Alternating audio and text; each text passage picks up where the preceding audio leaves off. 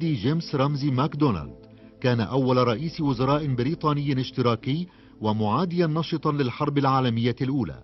كان ماكدونالد يؤمن بأن ألمانيا تعرضت للظلم وبأنها تستحق الإنصاف. خليفته منذ عام 32 كان ستانلي بولدوين.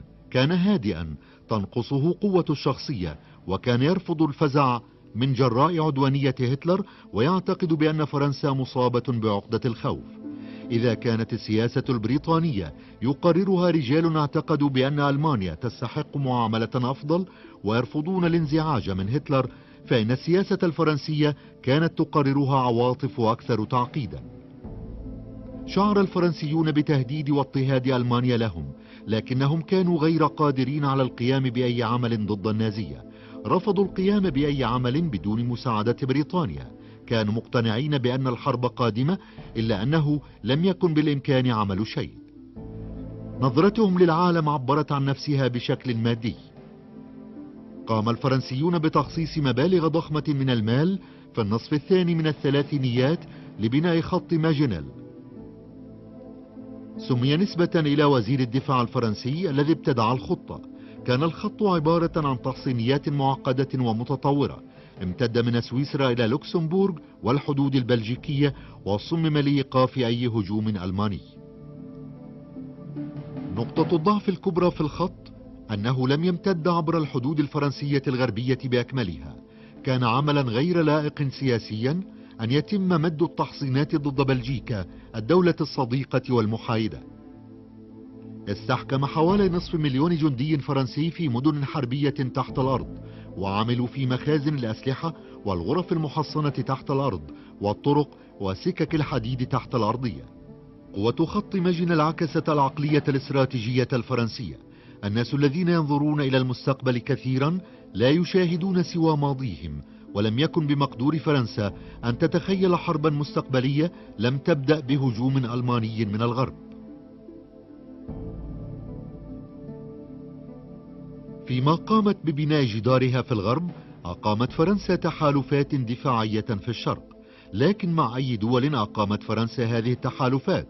تشيكوسلوفاكيا وبولندا.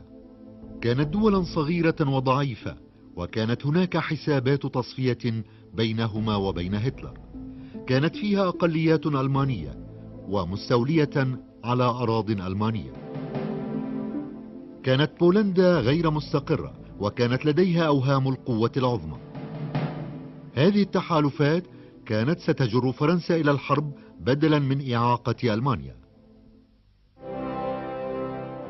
لم يكن جميع السياسيين في الدول الديمقراطية يسعون إلى التهدئة. في بريطانيا كان وينستون تشرشل يحذر باستمرار بأن النازية في النهاية ستشن حربا كبرى. وفي قصة تشرشل يصطدم تاريخ الحرب وأسطورتها ببعضهما. في الثلاثينيات كان تشرشل يعتبر خطيرا وغريب الأطوار، والذي كان دوما يدعو للحصول على المزيد من الأسلحة، وبذلك كان يدعو للحرب. كان لتشرشل تاريخ طويل في السياسة البريطانية، ولم يكن تاريخا مكللا بالمجد. كان وزيرا في مجلس الوزراء إبان الحرب العالمية الأولى، وقد أجبر على الاستقالة بعد قيامه بحملات أودت بالآلاف من الأرواح. عندما كان وزيرا للمالية خلال فترة السلم أجبر على الاستقالة بعد سوء إدارته الوضع الاقتصادي. كان تشرشل شخصا غير مرغوب فيه في الثلاثينيات. كان رجلا محافظا ومنغلقا أمام الأفكار الجديدة. لم يكن أحد يثق بتشرشل، حيث كان يعتبر رجلا بلا مبادئ، رجلا غير حزبه طمعا في المكاسب الشخصية.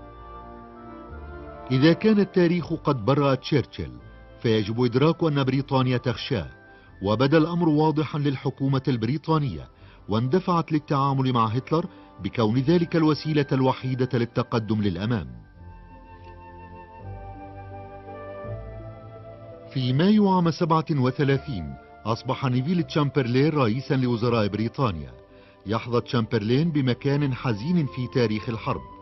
حكمة إدراك مخاطر الحرب جعلت منه رجلا يسعى للتهدئة، وهي سياسة الدول الضعيفة، وكان بذلك على النقيض من تشرشل القوي.